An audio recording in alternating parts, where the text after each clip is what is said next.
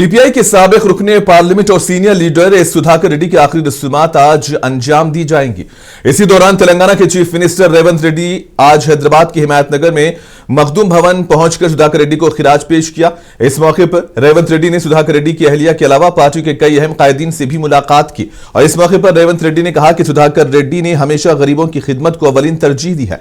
कहा कि सुधाकर रेड्डी ने 2 मरतबा बतौर रुकने पार्लियामेंट नलगुंडा के लिए जो खिदमत अंजाम दी है उससे हर कोई वाकिफ है। चीफ मिनिस्टर ने कहा कि सुधाकर रेड्डी की मौत से न सिर्फ कम्युनिस्ट जमातों बल्कि पूरे तेलंगाना की सियासत का बड़ा नुकसान है। चीफ मिनिस्टर ने कहा कि सुधाकर रेड्डी जो अपने तालिब इल्मी के जमाने से ही बाएं बाजू का नजरिया रखते थे, इस नजरिए के लिए अंत तक जदोजहद करते रहे जिस पर वो आखिर तक यकीन रखते थे। इस मौके पर डॉक्टर के नारायण, चाड़ा वेंकट रेड्डी, सैयद अजीज पाशा और दीगर कायदीन भी मौजूद थे।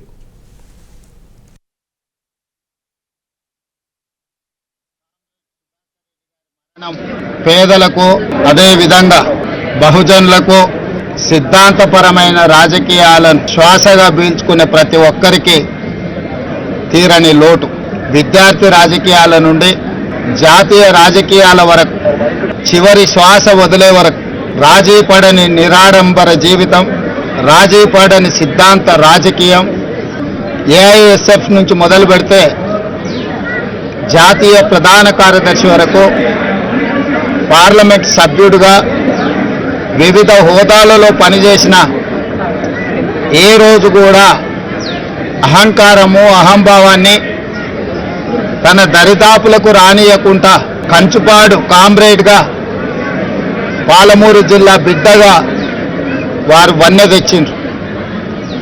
మొన్న జరిగిన శాసనసభ సమావేశాలలో వారు ఒక లేఖ మిత్రులు సాంబశివరావు గారితో నాకు పంపించిండ్రు.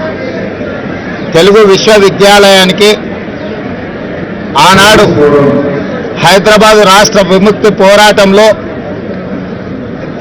పత్రికా సంపాదకుడుగా ఎనలేని సేవలు అందించి నిజాం నిరంకుశ రాజ్యాన్ని నుంచి పేదలకు విముక్తి కలిగించిన సురవరం ప్రతాప్ రెడ్డి గారి పేరు పెట్టాలి అని వారు నాకు లేఖ రాయడం జరిగింది.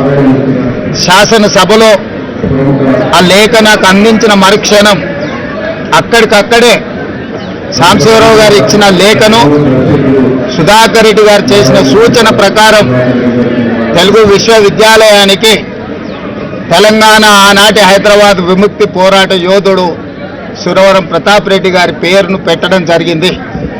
తర్వాత వారితో వ్యక్తిగతంగా మాట్లాడి మిమ్మల్ని వచ్చి కలుస్తాను అని వారికి చెప్పాను. కొంత ఆలస్యమైంది, ఈ రకంగా కలుస్తానని నేను ఊహించలేదు. ఇది సిద్ధాంతపరమైన రాజకీయాలను ఆచరించే వాళ్లకు తీరని లోటు.